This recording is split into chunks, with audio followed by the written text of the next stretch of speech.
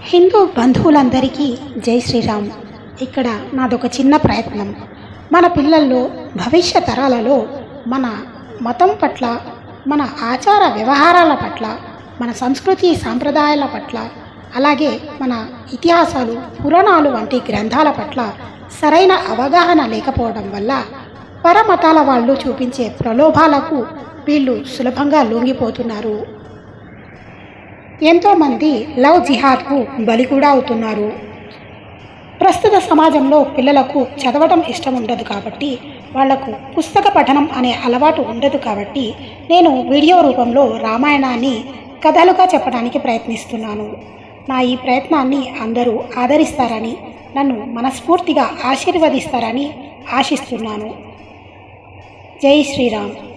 పిల్లలు, పెద్దలు అందరూ రామాయణ కథ మొదలవుతుంది. అందరం ఆ కథను విని ఆనందించి ఆస్వాదిద్దామా? కోసల దేశానికి రాజు దశరథ మహారాజు. దశరథ మహారాజుకి 3 భార్యలు. పెద్ద భార్య కౌసల్య, రెండో ఆవిడ సుమిత్ర, మూడో ఆవిడ కైకేయి. దశరథ మహారాజు పాలించే కోసల దేశం ఎంతో అందమైనది, ఆదర్శప్రాయమైనది. అక్కడ సంతోషాలు తులతూగేవి. కాకపోతే రాజుగారికి ఒకటే బాధ, రాజుగారికి సంతాన భాగ్యం లేదు. అందువల్ల రాజుగారైన దశరథ మహారాజు, ఆయన భార్యలు పిల్లల కోసం తప్పిస్తూ ఉండేవారు. పిల్లల కోసం తప్పిస్తున్న దశరథ మహారాజు ఋష్యశృంగుడు అనే మహా ఋషిని కలిసి తనకు పుత్ర సంతానం లేదని, ఆ సౌభాగ్యం కోసం తాను ఏం చేయాలో తనకు సెలవివ్వమని వేడుకుంటాడు. అప్పుడు ఋష్యశృంగ మహాముని రాజుకు అశ్వమేధ యాగం చేయమని, అలాగే దాంతోపాటుగా పుత్రకామేష్టి యాగం కూడా జరిపించాలని సూచిస్తాడు. రాజు ఆయనకు నమస్కరించి అంగరంగ వైభవంగా అశ్వమేధ యాగాన్ని, అలాగే పుత్రకామేష్టి యాగాన్ని జరిపిస్తారు. పుత్రకామేష్టి యాగం జరుగుతుండగా యాగం మధ్యలోంచి, ఆ అగ్నిలోంచి ఒక మహాపురుషుడు బయటికి వచ్చి చేతిలో ఉన్న పాత్రని మహారాజుకు అందిస్తాడు. ఆ పాత్రలో ఉన్న పాయసాన్ని రాజుగారికి ఇచ్చి తన 3 భార్యలకు ఇవ్వమని సూచిస్తాడు. రాజుగారు అలాగే ఆ బంగారు పాత్రలోని పాయసాన్ని తీసుకొని తన భార్యలైనటువంటి మొదట కౌసల్యాదేవికి, ఆ తర్వాత సుమిత్రాదేవికి, ఆ తర్వాత కైకేయీదేవికి ఇస్తాడు. కైకేయీదేవికి ఇవ్వగా మిగిలిన దాంట్లో కొంత మళ్ళీ తిరిగి ఆయన కౌసల్యాదేవికి ఇస్తాడు. అలా రాజుగారి 3 భార్యలు పాయసం తాగి గర్భవతులవుతారు. అలా కొంతకాలానికి ఆ యాగ ఫలితం చేత కౌసల్యాదేవికి శ్రీరామచంద్రుడు, కైకేయికి భరతుడు జన్మించాడు. సుమిత్రాదేవికి లక్ష్మణుడు మరియు శత్రుఘ్నుడు అనే 2 బాలురు జన్మించారు. పిల్లలు లేని రాజుగారికి 4 పిల్లలు కలగటంతో ఆ రాజ్యంలో సంతోషం వెల్లివిరిసింది. ఊరంతా సంబరాలు జరుపుకున్నారు. తన కొడుకులు పెరిగి పెద్దవారవుతుంటే చూసుకుని దశరథుడు ఎంతగానో మురిసిపోయేవాడు. వాళ్ళు అన్ని వేదాలు, అన్ని విద్యలు నేర్చుకున్నారు. ఎల్లప్పుడూ గురువులను పూజిస్తూ ఉండేవాళ్ళు. లోకంలోని అందరి హితం కోరుకునేవాళ్ళు. వాళ్ళు ఎప్పుడూ తండ్రి గారికి సేవ చేస్తూ ఉండేవారు. అలా లేక పుట్టిన ఆ పిల్లలను చూసుకుంటూ ఆ రాజదంపతులు ఎంతో హాయిగా కాలం గడిపారు. అలా కొంతకాలం గడిచాక దశరథుడు తనలో తాను అనుకోసాగాడు, నా పిల్లలకి 12 సంవత్సరాల వయసు దాటింది, వాళ్ళు పెద్దవాళ్ళు అవుతున్నారు, కాబట్టి వాళ్ళకి వివాహం చేయాలి అనుకున్నాడు. ఇంతలో అనుకోకుండా అక్కడికి విశ్వామిత్ర మహర్షి వచ్చాడు. విశ్వామిత్ర మహర్షి రాజుగారైన దశరథ మహారాజుతో, రాజా, నీ పెద్ద కొడుకైన రాముడిని నాతో పంపిస్తావా? మా యాగాలకు అడ్డు వస్తున్న రాక్షసులను చంపడానికి తీసుకువెళ్ళాలి అని విశ్వామిత్రుడు అడిగాడు. అది విన్న దశరథుడు భయపడిపోయాడు. భయంతో, స్వామి, నా పిల్లలకి ఇంకా కనీసం 16 సంవత్సరాల వయసు కూడా రాలేదు, రాక్షసులని ఎలా చంపగలడు? కావాలంటే నేను మీకు సహాయంగా వస్తాను, ఆ పిల్లలను మాత్రం నాతో ఉండనివ్వండి అంటూ వేడుకున్నాడు. కానీ రాముడేం పిల్లవాడు కాదు, అతను అనుకున్నది సాధించగలుగుతాడు. అతడిని నువ్వు నాతో పంపించు. తండ్రివి కనుక నీకు అలాగే అనిపిస్తుంది. రాముడి మీద నాకు నమ్మకం ఉంది అంటూ విశ్వామిత్ర మహర్షి రాముడిని తనతో వెంట తీసుకెళ్ళాడు. రాముడితో పాటు అన్నకు తోడుగా లక్ష్మణుడు కూడా విశ్వామిత్ర మహర్షి వెంట నడిచాడు. అలా రామ లక్ష్మణులు విశ్వామిత్ర మహర్షిని వెంబడిస్తూ సిద్ధాశ్రమం చేరుకున్నారు. అక్కడ ఋషులందరూ కలిసి చేస్తున్న యాగంలో రాక్షసులు ఏదైతే ఆటంకాన్ని కలిగిస్తూ ఉన్నారో దానిని వాళ్ళు అలా జరగకుండా కాపాడుతూ వచ్చారు. యజ్ఞం జరిగే సమయంలో రాక్షసులు పైనుంచి యజ్ఞంలోకి రక్తాన్ని, మాంసాన్ని, ఎముకలను విసురుతూ అక్కడ ఉన్న ఋషులను నానా ఇబ్బందులు పెడుతూ ఉండేవాళ్ళు. అలాగే అక్కడి గోవులను, మనుషులను ఇబ్బంది పెడుతూ ఉండేవారు. వాళ్ళందరి నుంచి రాముడు, లక్ష్మణుడు ఆ రాక్షసుల బారి నుంచి కాపాడి ప్రజలకు శాంతిని చేకూర్చారు. యాగం అయిపోయిన తర్వాత మిథిలా నగరంలో జనక మహారాజు ఒక గొప్ప యాగం చేస్తున్నారు. కాబట్టి మీరు కూడా నాతో ఆ నగరానికి రండి, అక్కడ చూడవలసినవి చాలా ఉన్నాయి అని విశ్వామిత్రుడు రాముడితో చెప్పాడు. అలా అందరూ కలిసి మిథిలా నగరానికి చేరుకున్నారు. రామ లక్ష్మణులతో కలిసి విశ్వామిత్రుడు జనక మహారాజు గారి రాజసభకు చేరుకున్నారు. ఆ తర్వాత విశ్వామిత్రుడు జనకుడిని రామ లక్ష్మణులకు పరిచయం చేసి వీళ్ళ ఇద్దరిని నీ దగ్గరున్న శివధనస్సును చూపిద్దామని తీసుకువచ్చాను. నువ్వు ఒకసారి ఆ శివధనస్సును చూపిస్తే వీళ్ళు చూసి సంతోషించి తిరుగు ప్రయాణం చేస్తారు అని అన్నాడు. అప్పుడు జనకుడు తనకు ఈ శివధనస్సు ఎలా వచ్చిందో చెప్పాడు. అంతేకాక సీతాదేవిని గురించి ఈ విధంగా చెప్పాడు. ఒకప్పుడు యజ్ఞం చేద్దామని భూమిని దున్నుతున్నాను. అలా దున్నుతున్నప్పుడు నాగటి చాలుకి తగిలి ఒక బాలిక తనంతా తానుగా పైకి లేచింది. నాగటి చాలుకి తగిలి పైకి వచ్చింది కనుక, అలాగే భూమికి ఉన్నంత ఓర్పు ఉన్నది కనుక ఆమెను మేము సీత అని పిలిచాము. అలాగే జనకుని కూతురు కాబట్టి జానకి అని, మిథిలా నగరంలో పుట్టింది కనుక మైథిలి అని, దేహం మీద భ్రాంతి లేని విదేహ వంశంలో పుట్టింది కనుక వైదేహి అని సీతమ్మకు పేర్లు. ఆమె స్త్రీ కడుపులో గర్భావాసం చేసి పైకి వచ్చినది కాదు. ఆమె అద్భుతమైన సౌందర్య రాశి.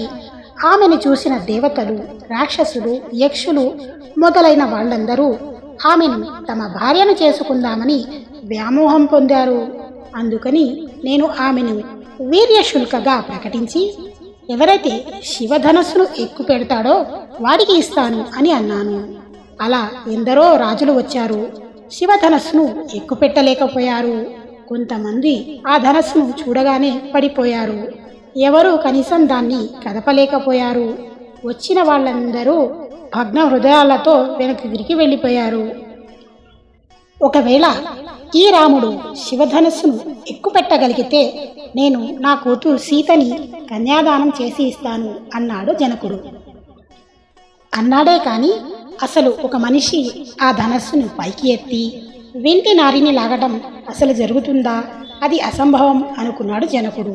అప్పుడు పాపం జనక మహారాజుకు తెలియదు కదా, సాక్షాత్తు ఆ శ్రీ మహావిష్ణువే ఈ రామావతారంలో తన ముందు ఒక రాముడిలా నిలబడి ఉన్నాడని. రాముడు ఆ ధనస్సును ఎంతో తేలికగా కష్టం లేకుండా పైకి ఎత్తి నారి కడదామని లాగేసరికి ముంగిన ఆ ధనస్సు కాస్త మధ్యలో ఫడేల్మని గట్టి శబ్దంతో విరిగిపోయింది. పిడుగులు పడే శబ్దంతో ఆ శివధనస్సు విరిగేసరికి రాముడు, లక్ష్మణుడు, విశ్వామిత్రుడు, జనకుడు తప్ప అక్కడున్న మిగతా వారందరూ మూర్ఛపోయారు. ఈ అద్భుతాన్ని కళ్ళారా చూసిన జనక మహారాజు ఎంతో సంతోషంతో తన కుమార్తె అయిన సీతమ్మను శ్రీరాముడికి ఇచ్చి కళ్యాణం జరిపించడానికి ఒప్పుకున్నాడు. ఆ తర్వాత అందరూ కలిసి దశరథ మహారాజు దగ్గరికి వచ్చారు. జనక మహారాజు కుమార్తెలైన సీతమ్మను శ్రీరాముడికిచ్చి రెండవ కుమార్తె అయిన ఊర్మిళను లక్ష్మణుడికి ఇచ్చి వివాహం చేశారు. అలాగే జనకుడి తమ్ముడి కుమార్తెలైన శృతకీర్తిని శత్రుఘ్నుడికి, మాండవిని భరతుడికి ఇచ్చి వివాహం చేర్పించారు. దశరథ మహారాజు ఎంతగానో సంతోషించి తన 4 కొడుకులను, కోడళ్లను తీసుకొని తన రాజ్యానికి వచ్చాడు. కౌసల్య, సుమిత్ర, కైకేయి ఎదురొచ్చి హారతులిచ్చారు. తమ కోడళ్లను చూసి మురిసిపోయారు. ఒకనాడు దశరథుడు, నాకు వృద్ధాప్యం వస్తోంది, ఇంకా నేను ఎంతో కాలం బ్రతకను, అందుకని నా ప్రియాతి ప్రియమైన సకల గుణాభిరాముడికి తొందరగా యువరాజ్య పట్టాభిషేకం చేసేస్తే ప్రజలు ఎంతో సంతోషంగా ఉంటారు అని ఆలోచించి దశరథ మహారాజు తన మంత్రులని, ఇతర రాజులని, ప్రభుత్వ ఉద్యోగులను అందరినీ పిలిచి సమావేశం ఏర్పాటు చేశారు. రాముడికి తొందరగా యువరాజ్య పట్టాభిషేకం చేయాలనే ఆలోచన తనకు ఉన్నట్లుగా అందరికీ తెలియజెప్పాడు. అది విన్న సభలోని వారందరూ ఎంతగానో సంతోషించారు. మహారాజా, మీరు తీసుకున్న నిర్ణయం చాలా మంచిది. రాముడిని వీలైనంత తొందరగా రాజుని చేయండి. మా అందరి అభిలాష కూడా అదే. రాముడిని చూస్తే పౌర్ణమి చంద్రుని చూసినంత ఆహ్లాదంగా ఉంటుంది. భూమికి ఎంత ఓర్పు ఉందో రాముడికి అంత ఓర్పు ఉంది. బృహస్పతికి ఎంత బుద్ధి ఉందో రాముడికి అంత బుద్ధి ఉంది. ఇంద్రుడికి ఎంత శక్తి ఉందో రాముడికి అంత శక్తి ఉంది. ఎన్ని గుణాలు ఉన్నాయి కనుక మేమందరము రాముడిని రాజుగా కోరుకుంటున్నాము అని వారంతా ప్రకటించారు. అది విన్న దశరథుడు ఎంతగానో సంతోషించాడు. వశిష్ఠుడిని పిలిచి పట్టాభిషేకానికి ఏర్పాట్లు చేయమన్నాడు. అయోధ్య నగరమంతా చాలా సంతోషించింది. అందరూ అలా సంతోషంగా ఉన్న సమయంలో గూని అయిన మంథర చంద్రబింబంలా వెలిగిపోతున్న రాజప్రసాదం పైకి ఎక్కింది. ఆనందంగా ఉన్న ఆ దేశ ప్రజలను చూసిన మంథర భరించలేకపోయింది. వెంటనే ఆమె కైకేయి దగ్గరకు వెళ్ళింది. మంథర కైకేయి దగ్గరకు వెళ్ళింది. ఒక చక్కని హంసతూలికా తల్పం మీద విశ్రాంతి తీసుకుంటున్న కైకేయితో మంథర ఇలా చెప్పడం ప్రారంభించింది. నీకు నాశనం మొదలయ్యింది కైక. రాముడికి యువరాజ పట్టాభిషేకం జరుగుతోంది. పిచ్చిదానా, చూసావా? కొద్ది కాలంలో ఆ కౌసల్య రాజమాత అవుతుంది. నీ భర్త ఎంత చతురుడు, నీకు ఎంత పెద్ద అపకారం చేయడానికి సిద్ధపడ్డాడు. నీ కుమారుడైన భరతుడు ఉండగా భరతుడికి పట్టాభిషేకం చేయడం మాని కౌసల్య కుమారుడైన రాముడికి పట్టాభిషేకం చేయడానికి నిర్ణయించాడు. గమనించావా కైక? అంది మంథర. ఆ మాటలు విన్న కైక, అయ్యో, అలా అంటావేంటి మంథర? నాకు సంబంధించినంత వరకు రాముడికి భరతుడికి తేడా లేదు. నాకు ఇద్దరూ సమానమే. అందువల్ల నువ్వు చెప్పిన ఈ వార్త విని నేను పొంగిపోతున్నాను. రాముడు కౌసల్యని ఎలా సేవిస్తాడో మమ్మల్ని కూడా అలాగే సేవిస్తాడు. రాముడు కౌసల్యని ఒకలా, మమ్మల్ని వేరేలా ఏనాడు సంబోధించలేదు. అటువంటి రాముడికి పట్టాభిషేకం జరుగుతుంటే అంతకంటే గొప్ప విషయం ఏమి ఉంటుంది? ఇంత గొప్ప శుభవార్త తెచ్చావు నువ్వు, ఈ బహుమానం తీసుకో అని ఒక బహుమతిని ఇచ్చింది. కైకేయి ఇచ్చిన ఆ బహుమానాన్ని మంథర తీసుకోకుండా విసిరేసి ఇలా అంది, మూర్ఖురాల, నేను చెప్పింది నీకు అర్థం అవ్వడం లేదు. అందుచేత నువ్వు పాముని కౌగిలించుకుని పడుకోవడానికి సిద్ధపడుతున్నావు. దశరథుడు నీకు అన్ని ఇష్టమైన పనులే చేస్తాడని అనుకుంటున్నావు. నీకు జరుగుతున్న అన్యాయాన్ని నువ్వు ఎందుకు తెలుసుకోలేకపోతున్నావు? రాముడితో పాటు పట్టాభిషేకానికి యోగ్యత ఉన్నవాడు భరతుడొక్కడే. అందుకే ఆ రాముడికి భరతుడంటే భయం. అందుకే యువరాజు పట్టాభిషేకం భరతుడు లేకుండా చూసి రాముడు చేసుకుంటున్నాడు అంది. చేసుకొని అందులో తప్పేముంది? రాముడు పరిపాలన చేసిన తర్వాత భరతుడు పరిపాలిస్తాడు అని కైకేయ చెప్పింది. అప్పుడు మంథర, అయ్యో పిచ్చిదానా, నీకు అర్థం కావడం లేదు. ఒకసారి రాముడికి దశరథ మహారాజు యువరాజు పట్టాభిషేకం చేశాక ఇక జన్మలో భరతుడు రాజు కాలేడు. రాముడు కొన్ని వేల సంవత్సరాలు రాజ్యపాలన చేస్తాడు. ఆ తర్వాత రాముడి పుత్రులు పరిపాలిస్తారు. ఇన్నాళ్ళు అందగత్తెనని భర్తని కొంగున ముడేసుకొని అహంకారంతో కౌసల్యతో ప్రవర్తించావు. ఇప్పుడు కౌసల్య నీకు పాఠం చెప్పడం ప్రారంభిస్తుంది. కౌసల్య రాజమాత అవుతుంది. నువ్వేమో అడవులు పట్టి తిరిగేవాడికి తల్లివి అవుతావు. అప్పుడు నువ్వు దశరథుడికి భార్యగా కాదు, కౌసల్యకి దాసిగా బతకాలి. కౌసల్య దగ్గరికి వెళ్ళి వంగి వంగి దండం పెట్టాలి అని మందర కైకేయితో చెప్పింది. మందర చెప్పిన మాటలు విన్న కైకేయ మనసులో దురాలోచన ప్రవేశించింది.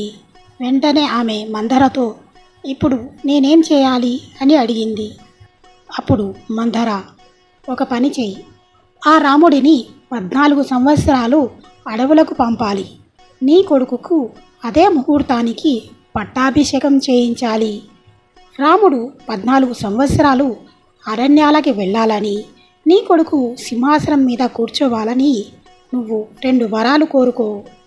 రాముడు 14 సంవత్సరాలు అరణ్యాలకు వెళ్ళడం వల్ల నీ కొడుకు సింహాసనం మీద కూర్చొని ప్రజలందరిలో మంచి మద్దతు సంపాదిస్తాడు.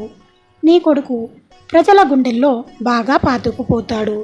ఆ తర్వాత రాముడు తిరిగొచ్చినా తనకు ఎలాంటి సమస్య రాదు. కాబట్టి రాముడిని 14 సంవత్సరాలు అరణ్యాలకు పంపమని, నీ కొడుక్కి పట్టాభిషేకం చేయమని ఈ 2 వరాలని అడుగు అని చెప్పింది. మరి మందర, నా కొడుక్కి యువరాజ పట్టాభిషేకం, రాముడికి అరణ్యవాసం ఎలా కలుగుతుంది అని కైకేయ మందరని అడిగింది. అప్పుడు ఆ మందర, నీకు తెలీదా ఏంటి? నా నోటితో చెప్పించాలని చూస్తున్నావు. ఒకనాడు ఇంద్రుడికి వైజయంత నగరంలో జంబరాసురుడు అనే రాక్షసుడితో యుద్ధం వచ్చింది. ఆ యుద్ధంలో ఇంద్రుడు ఒక్కడే గెలవలేక దశరథుడి సహాయం అడిగాడు. అయితే దశరథుడు అన్ని విద్యలు తెలుసున్న నిన్ను తనతో పాటు తీసుకువెళ్ళాడు.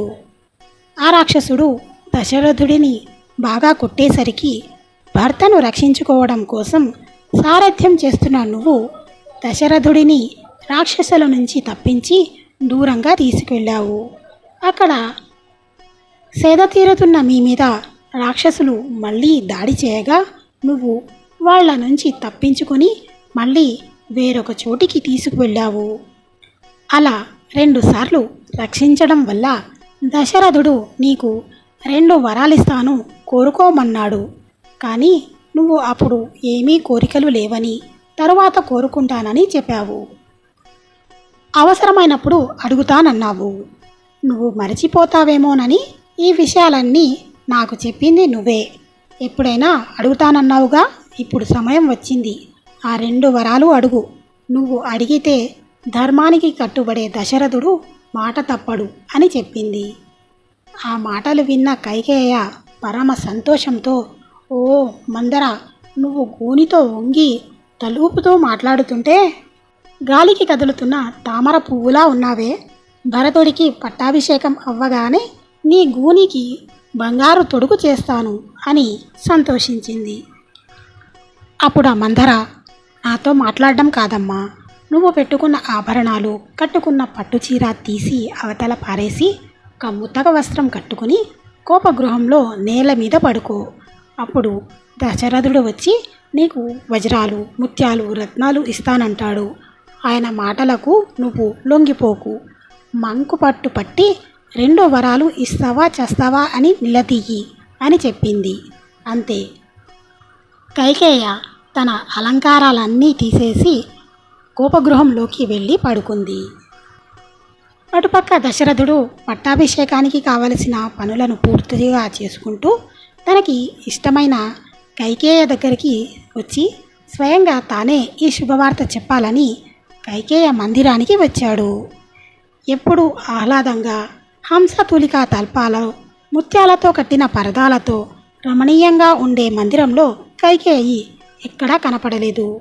కైకేయి కనపడకపోయేసరికి అక్కడున్న దాసిని అడగగా, కైకమ్మ ఎందుకో కోపగృహంలో నేల మీద పడి ఉన్నారు అన్నారు దాసీలు. దశరథుడు గబగబా ఆ కోపగృహం వైపు వెళ్ళాడు. అక్కడ వెళ్ళేసరికి కైకేయ నేల మీద పడి ఉండడం చూసి తట్టుకోలేకపోయాడు. అప్పుడు దశరథుడు కైకేయతో, కైకేయ, నీకేమైనా అనారోగ్యం వచ్చిందా? మన రాజ్యంలో ఎందరో గొప్ప గొప్ప వైద్యులు ఉన్నారు. వాళ్ళందరినీ పిలిపిస్తాను. నువ్వు అలా పడి ఉంటే నా హృదయం చాలా తల్లడిల్లిపోతోంది. నీ మనసులో ఏదన్నా కోరిక ఉంటే చెప్పు, తప్పక తీరుస్తాను. నీకు ఏమయ్యింది? ఏదన్నా బాధలో ఉన్నావా? లేదా నా మీద అలిగావా? నేను, నా భార్యలు, నా రాజ్యం, నా పరివారం అందరం నీ ఆధీనం కైక. నీ కోరిక ఏంటో చెప్పు, దాన్ని తప్పకుండా తీరుస్తాను అన్నాడు. నా కోరిక ఏంటో మీకు చెప్తే ఇలాంటి కోరిక కోరావేంటని అంటారు. కాబట్టి ముందు నా కోరికలను తీరుస్తానని ప్రమాణం చేస్తే అప్పుడు నా కోరిక ఏంటో చెప్తాను అని కైకేయ అంది. అప్పుడు దశరథుడు, ఎవరిని నేను ఒక్క క్షణం చూడకపోతే నా ప్రాణాలు గాలిలో కలిసిపోతాయో, ఎవరిని విడిచి నేను ఉండలేనో, ఎవరి మాట నా చెవిన పడకపోతే నా ప్రాణాలు ఉండవో అటువంటి రాముడి మీద ఒట్టు పెడుతున్నాను. చెప్పు చెప్పు కైక, నువ్వు అడిగిన కోరికలు తప్పకుండా తీరుస్తాను అన్నాడు. అప్పుడు కైక, సమస్త దేవతలారా, సూర్యుడా, చంద్రుడా, భూమి, అష్టదిక్పాలకులారా, మీరందరూ నా తరఫున సాక్షి. నేను కోరికలు కోరిన తర్వాత ఆ కోరికలు తప్పకుండా ఇస్తానని రాజు నాకు మాట ఇచ్చాడు. రాజా, జ్ఞాపకం తెచ్చుకో, ఒకనాడు శంబరాసురుడు మీదకి యుద్ధానికి వెళ్ళాము. అప్పుడు నేను నిన్ను 2 సార్లు రక్షించాను. అప్పుడు నువ్వు నాకు 2 వరాలు ఇచ్చావు. ఆ 2 వరాలని నేను ఇప్పుడు అడుగుతున్నాను అని. ఏ రాముడికి యువరాజ పట్టాభిషేకం చేద్దామని నువ్వు సమస్త సంబరాలు తెచ్చి సిద్ధం చేశావో అదే ముహూర్తానికి భరతుడికి పట్టాభిషేకం చేయాలి. పట్టాభిషేకం చేయించుకోవలసిన రాముడు 14 సంవత్సరాలు దండకారణ్యానికి వెళ్ళి నారచీర జటలు కట్టుకొని మాంసాహారం తినకుండా ఒక తపస్విలాగా బతకాలి అని అంది. అప్పటిదాకా ఎంతో సంతోషంగా ఉన్న దశరథుడు ఈ మాట వినగానే స్పృహ కోల్పోయి ఉన్న చోటనే కూలపడ్డాడు. తరువాత అక్కడి నుంచి నేల మీద పడ్డాడు. ఆయన అలా పడిపోతే కైకేయ కనీసం లేపలేదు. కొంతసేపటికి తేరుకున్న దశరథుడు, ఎంత మాట అన్నావు కైక, జీవితంలో ఇటువంటి మాట వినవలసి వస్తుందని నేను ఎప్పుడూ అనుకోలేదు. రాముడు నీకు చేసిన అపకారం ఏమిటి? రాముడు ఎన్నడూ కౌసల్యను ఒక్కదాన్నే మా అమ్మ అని సేవ చేయలేదు. కౌసల్యను చూసినట్టే నిన్ను, సుమిత్రను చూశాడు. ఎన్నడూ మాట తప్పలేదు. రాముడి గురించి వ్యతిరేకంగా మాట్లాడేవాళ్ళు ఈ కోసల దేశంలో ఎవరూ లేరు. నీ దగ్గరికి ఎప్పుడు వచ్చినా నా రాముడికి పట్టాభిషేకం చేయాలి, నాకు భరతుడికి రాముడికి తేడా లేదు అనేదానివి కదా. మరి ఇప్పుడు నువ్వు ఎవరి చెప్పుడు మాటలు విని ఇలా మాట్లాడుతున్నావు? గురువులకు ఎంతో సేవ చేసిన నా రాముడు హాయిగా హంసతులికా పాన్పుల మీద నిద్రించవలసిన వాడిని ఎందుకని నువ్వు తపస్విలాగా జటలు కట్టుకొని అడవుల్లో దొరికే తేనె కందమూలాలు తిని చెట్ల కింద పడుకోమని కోరుతున్నావు? ఇదంతా ఊహించి నేను బతకగలనా? నేను ఇప్పుడు జీవితంలో చిట్ట చివరి దశలో ఉన్నాను కైక. అందుకని రాముడిని విడిచిపెట్టి నేను ఉండలేను. కావాలంటే కౌసల్యని వదిలిపెట్టమను, సుమిత్రను వదిలిపెట్టమను, లేదా నా ప్రాణాలే వదిలేయమను. నన్ను సింహాసనం మీద నుంచి దిగిపొమ్మను. నీ కోరికలన్నీ తీరుస్తాను. నీ పాదములు పట్టి ప్రార్థిస్తున్నాను కైక. రాముడిని 14 ఏళ్ళు పంపించేయమని అనవద్దు అని ప్రాధేయపడ్డాడు. నా రాముడే అరణ్యాలకి వెళ్ళిన నాడు నేను మరణిస్తాను. నేను మరణించానని తెలిసి కౌసల్య కూడా మరణిస్తుంది. నేను కౌసల్య మరణించాక ఈ రాజ్యం సంతోషంగా ఉండలేదు. నువ్వు భరతుడికి రాజ్యం ఇవ్వాలని చూస్తున్నావు, కానీ భరతుడు రాజ్యం తీసుకుంటాడని నేను అనుకోను. చిట్ట చివరికి అందరి చేత అపవాదు పొందిన దానివై, దిక్కులేని దానివై నీ బాధ చెప్పుకోవడానికి భర్త కూడా లేక విధవవైపోతావు. రాముడిని అడవులకు పంపిన తర్వాత నేను చనిపోతాను. నేను చనిపోయాక స్వర్గానికి వెళితే అక్కడున్న ఋషులు మహర్షులు నన్ను పిలిచి రాముడు ఎలా ఉన్నాడని అడిగితే నేను ఏమి చెప్పగలను? నువ్వెవడివి నాన్న నన్ను అడవులకు పంపడానికి అని నన్ను రాముడు ఖైదు చేస్తే నేను చాలా సంతోషపడిపోతాను. కానీ నా రాముడు అలా చేయడు. నాన్న, నువ్వు చెప్పావు, అందుకని నేను అరణ్యాలకు వెళ్ళిపోతున్నాను అని అంటాడు. అది నేను తట్టుకోలేను. రాముడు అరణ్యాలలో కష్టాలు పడుతుంటే నేను ఇక్కడ సుఖంగా ఎలా ఉండగలను? నిజంగా రాముడు అరణ్యాలకి వెళ్ళిపోవడం భరతుడి కోరిక అయితే నా శరీరం పడిపోయాక నాకు తర్పణ పెట్టకూడదు. నువ్వు నా శరీరాన్ని ముట్టుకోకూడదు. ఇప్పటికైనా మించిపోయింది లేదు. నీ 2 కోరికలను ఉపసంహరించుకో. అలా దశరథుడు శతవిధాల కైకేయను బ్రతిమాలుకుంటూ కైకేయ పాదాల మీద పడపోయాడు. తన పాదాల మీద పడుతున్నాడని తెలిసి కైకేయ వెంటనే పక్కకు జరిగింది. దశరథుడి శిరస్సు నేలకు తగిలి స్పృహ కోల్పోయి పక్కకు దొర్లి పడిపోయాడు. తెల్లవారగానే సామంతరాజులు, మంత్రులు, ప్రభుత్వ ఉద్యోగులతో పాటు ప్రజలందరూ శ్రీరామ పట్టాభిషేకం కోసం 1000 కళ్ళతో ఎదురు చూడసాగారు. వారంతా దశరథుడి రాక కోసం ఎదురు చూస్తున్నారు. కానీ ఎంతసేపటికి దశరథుడు మాత్రం బయటికి రావడం లేదు. ఆ తరువాత తండ్రి ఆశీర్వాదం కోసం లక్ష్మణుడితో కలిసి రాముడు దశరథుడి అంతఃపురానికి చేరుకున్నారు. అక్కడ జీవోత్సవంలా పడి ఉన్న తండ్రిని చూసి రాముడు ఆశ్చర్యపోయాడు. రాముడిని చూడగానే దశరథుడు మూర్ఛపోయాడు. అప్పుడు రాముడు కైకేయతో, అమ్మా, నేను నాన్నగారిని ఎప్పుడు ఇలా చూడలేదు. ఎందుకమ్మా నాన్నగారు ఇలా ఉన్నారు? నా వల్ల ఏమన్నా పొరపాటు జరుగుంటే చెప్పమ్మా, దిద్దుకుంటాను. ఒక్క నిమిషం నా వల్ల నాన్నగారు బాధపడినా ఆ జీవితం నాకు వద్దు. నిజం చెప్పమ్మా, అసలు ఏం జరిగింది? నాకు సత్యం చెప్పు తల్లి అన్నాడు. అప్పుడు కైకేయ, నువ్వు ఏం చేస్తే మీ నాన్నకి ఈ శోకం పోతుందో చెప్తాను. తీరా చెప్పాక ఇది నాకు కష్టం అని నువ్వు అనకూడదు. అది నీకు కష్టమే అయినా నువ్వు ఆ పని చేస్తే మాత్రం మీ నాన్న మళ్ళీ సంతోషంగా ఉంటాడు. అలా అని నాకు మాట ఇవ్వు రామా, నీకు చెప్తాను అంది. అప్పుడు రాముడు, అమ్మా, రాముడు ఎప్పుడు ఒకే మాట చెప్తాడు. నువ్వు అడిగినది కష్టమైన సుఖమైనా చేసేస్తాను అన్నాడు. అప్పుడు కైకేయ, ఏమీ లేదు రామా, మీ నాన్న పూర్వం నాకు 2 వరాలు ఇచ్చాడు కదా అని. నువ్వు 14 సంవత్సరాలు నారచీరలు కట్టుకుని జటలు కట్టుకున్న తలతో ఒక తపస్వి ఎలా ఉంటాడో అలా నువ్వు అరణ్యవాసం చెయ్యాలని, అదే ముహూర్తానికి భరతుడికి పట్టాభిషేకం చెయ్యాలని అడిగాను. అప్పటి నుంచి మీ నాన్న ఇలా పడిపోయి ఉన్నాడు. అందుకని రామా, ఈ 2 కోరికలు నువ్వు తీరుస్తే మీ నాన్న సంతోషిస్తాడు. కానీ నువ్వు ఆ కోరికలు తీరుస్తావో తీర్చవో అని మీ నాన్న బెంగ పెట్టుకొని అలా ఉన్నాడు అంది. అప్పుడు రాముడు, నాన్నగారు అడగడము నేను చేయకపోవటమునా? తప్పకుండా చేసేస్తాను. నేను 14 సంవత్సరాలు అడవులకి వెళ్ళడానికి, భరతుడికి పట్టాభిషేకం చేయడానికి నాన్నగారు ఇంతలా బెంగ పెట్టుకోవాలా? భరతుడికి కావాలంటే రాజ్యం ఏమిటి, నా ప్రాణాలు ఇస్తాను, ధనమంతా ఇస్తాను. భరతుడికి యువరాజు కావాలన్న కోరిక ఉందని నాకు తెలియక నేను యువరాజు పట్టాభిషేకానికి సిద్ధపడ్డాను. తమ్ముడికి పట్టాభిషేకం అవుతున్నందుకు నాకు చాలా సంతోషంగా ఉందమ్మా. తప్పకుండా తమ్ముడికి పట్టాభిషేకం చేసేయండి.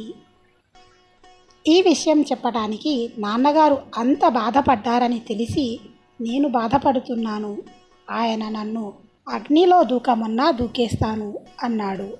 అప్పుడు కైకేయ, రామ, మీ నాన్న ఒక శపథం చేశాడు. అదేంటంటే నువ్వు ఈ అయోధ్య నగరం నుంచి వెళ్ళేదాకా స్నానం చెయ్యను, భోజనం చెయ్యను అని అన్నాడు. కాబట్టి మీ నాన్నగారు సంతోషంగా ఉండాలంటే నువ్వు వెంటనే వెళ్ళిపోవాలి అంది. దానికి రాముడు, అమ్మా, నేను ఇప్పుడే వెళ్ళిపోతున్నాను. ఒక్కసారి నాన్నగారి పాదాలకు మీ పాదాలకి నమస్కారం చేసి వెళ్ళిపోతాను అన్నాడు. ఆ తర్వాత రాముడు ఎంతో కష్టపడి తన తల్లి అయిన కౌసల్యాదేవిని ఒప్పించి లక్ష్మణుడు తండ్రి మీద కోపంగా ఉంటే ఆయనను శాంతింపచేసి అందరికీ నచ్చచెప్పి అడవులకు పయనమయ్యాడు.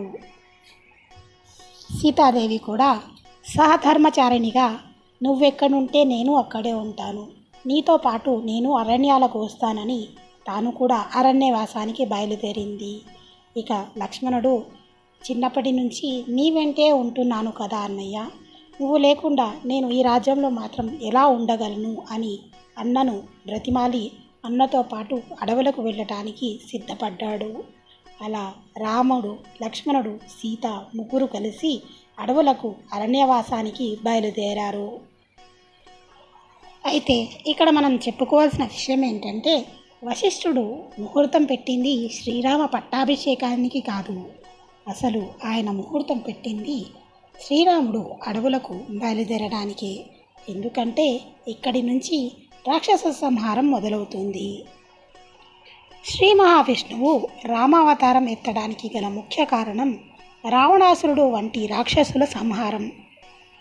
రావణాసురుడు బ్రాహ్మణ వంశంలో పుట్టిన ఒక మహారాక్షసుడు. పరమశివ భక్తుడు. శివుడి కొరకు ఘోర తపస్సు చేసి శివుడు ప్రత్యక్షమయ్యాక తనకు చావులేని వరం ప్రసాదించమని కోరాడు. కానీ శివుడు మాత్రం అది అసంభవమని, పుట్టినవారు గిట్టక తప్పదు కాబట్టి ఎంతటి వారైనా మరణం తప్పదని, అలాంటి కోరిక కోరవద్దని కోరాడు. అప్పుడు రావణాసురుడు తనకున్న గర్వం చేత మహాశక్తివంతుడు పరాక్రమవంతుడైన తనను మానవ మాతృలెవరూ చంపలేరని అహంకారంతో తనను దేవ దానవ యక్ష గంధర్వ కిన్నెర కింపురుషులెవ్వరూ చంపగలగకూడదని, అట్టి వారెవ్వరి చేతిలో ఆయనకు మరణం కలగకూడదని ఆయన వరం తీసుకుంటాడు. అందువలన శ్రీ మహావిష్ణువు రామావతారంలో ఒక మామూలు మానవుని అవతారం ఎత్తి రావణాసురుని సంహరించడానికి భూలోకంలో జన్మించాడు. ఇక ఆ తరువాత అరణ్యవాసాలకు వెళ్ళిన రామ లక్ష్మణ సీతలు ఎలా ఉన్నారు, ఆ తరువాత ఏం జరిగింది లాంటి వివరాలన్నీ నెక్స్ట్ ఎపిసోడ్లో మనం మాట్లాడుకుందాం. అంతవరకు సెలవు. జై శ్రీరామ్.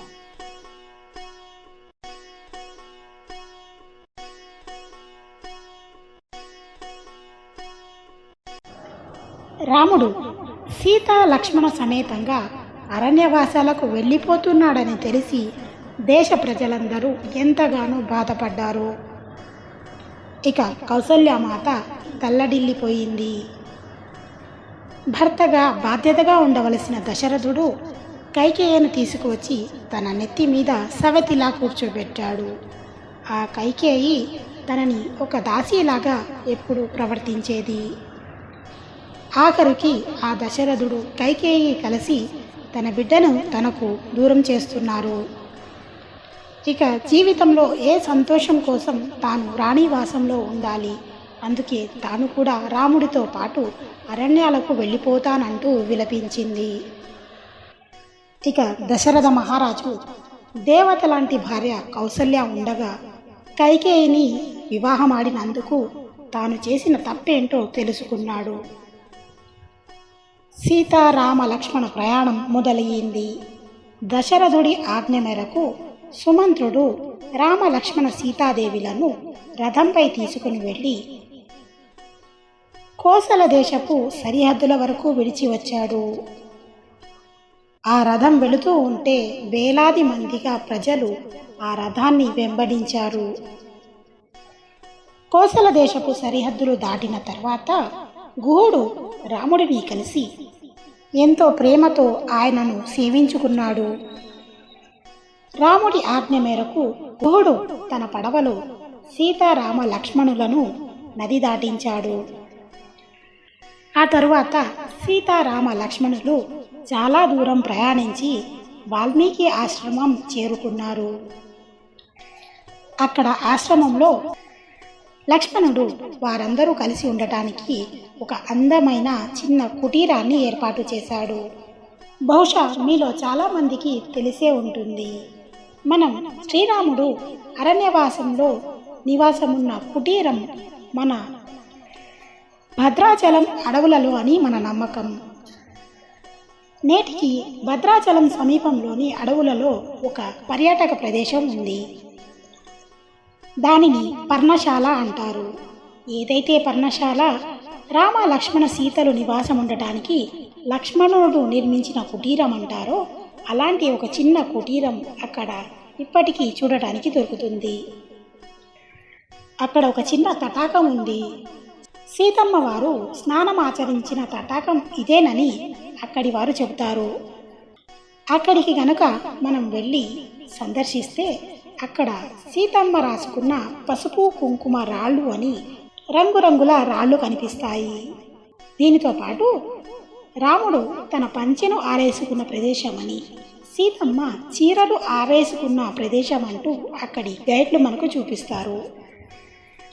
దీంతో పాటుగా ఈ పర్ణశాల ప్రాంతంలో సీతారామ లక్ష్మణులు అక్కడ నివాసం ఉన్నట్టు, అక్కడ సీతారాముల ప్రతిమలు, కపట ముని వేషంలో లంకేశ్వరుడు అక్కడికి రావడం, ఆ తర్వాత తన నిజ రూపాన్ని చూపించటం, సీతమ్మను ఎత్తుకుపోవడం లాంటి దృశ్యాలు విగ్రహాల రూపంలో మనకు అక్కడ దర్శనమిస్తాయి.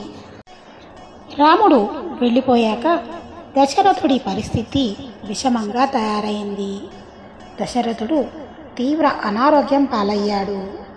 ఇక కైకేయ దగ్గర ఉండలేక కౌసల్యాదేవి మందిరానికి వచ్చేశాడు. మొదట కౌసల్యాదేవి బాధతో కోపంతో దశరథుడిని నిందించిన, ఆ తర్వాత దశరథుడి పరిస్థితి చూసి జాలిపడి కౌసల్యాదేవి దశరథుడిని తీసుకువెళ్ళి మంచం మీద పడుకోబెట్టింది.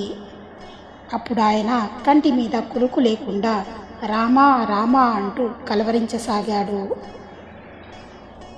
కౌసల్య, సుమిత్ర ఇద్దరూ వచ్చి ఆయన పక్కన కూర్చున్నాక దశరథుడు, నేను ఎందుకింత బాధపడుతున్నానో నాకు ఇప్పుడు అర్థమయ్యింది, నాకు ఇప్పుడు జ్ఞాపకం వచ్చింది, మీకు ఒక విషయం చెప్తాను, జాగ్రత్తగా వినండి అంటూ తన యవ్వనంలో జరిగిన ఒక విషయాన్ని వారిద్దరికీ ఇలా చెప్పసాగాడు. నేను యవ్వనంలో ఉన్నప్పుడు ఒకసారి వేటాడాలనిపించింది. అప్పుడు బాగా వర్షం పడి భూమి అంతా తడిగా ఉంది. ఇప్పుడు క్రూర మృగాలు తప్పకుండా నీళ్లు తాగడానికి బయటికి వస్తాయని ఆ రోజు రాత్రంతా ధనస్సుకి బాణాన్ని సంధించి కూర్చున్నాను. తెల్లవారే వరకు ఏ మృగము వచ్చినట్టు నాకు కనపడలేదు. తెల్లవారుతుండగా నాకు గుడగుడ శబ్దం వినిపించింది. కానీ అప్పటికి ఇంకా చీకటిగానే ఉంది. ఏనుగు తొండం పెట్టి నీళ్లు తాగుతుందని గ్రహించాను. నాకు శబ్దవేది విద్య తెలుసు. అందుకని శబ్దాన్ని బట్టి ఏనుగు యొక్క కుంభస్థలం మీద బాణప్రయోగం చేయాలనుకొని చీకట్లో బాణప్రయోగం చేశాను. ఏనుగు యొక్క కీంకారం వినిపిస్తుందని అనుకున్నాను. కానీ నాకు ఒక మనిషి ఆర్తనాదాలు వినపడ్డాయి. నేను భయపడి అక్కడికి వెళ్ళి చూసేసరికి నేను విడిచిపెట్టిన బాణం గుండెల్లో గుచ్చుకొని ఒక ముని కుమారుడు ఆ నది ఒడ్డున పడి తన్నుకుంటున్నాడు. నేను భయపడుతూ అతని దగ్గరికి వెళ్ళగా అతను, నేను ముని కుమారుడిని, తపస్సు చేసుకుంటున్నాను, తల్లిదండ్రులను పోషించుకుంటున్నాను, ఇటువంటి నన్ను నిష్కారణంగా బాణం పెట్టి ఎందుకు కొట్టావు అని అడిగాడు.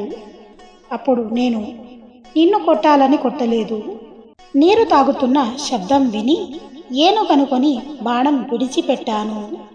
నా దురదృష్టం ఆ బాణం నీకు తగిలిందని భయపడుతూ నిలబడ్డాను.